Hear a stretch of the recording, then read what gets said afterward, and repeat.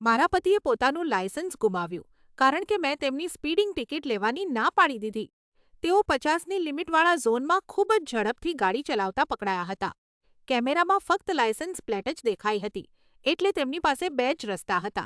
કાં તો ભૂલ સ્વીકારવી અથવા કોઈ બીજા પર દોષ નાખવો. તેઓ નવા ડ્રાઈવર હોવાથી આ ઉલ્લંઘન માટે તેમણે ફરજિયાત ક્લાસમાં હાજરી આપવી પડતી હતી. તેમણે મને વિનંતી કરી કે હું તેમની જગ્યાએ આ ભૂલ સ્વીકારી લઉં. તેમને લાગ્યું કે હું વર્ષોથી ડ્રાઇવિંગ કરું છું, એટલે મારા માટે આ માત્ર એક નાનો દંડ હશે. મેં ના પાડી દીધી.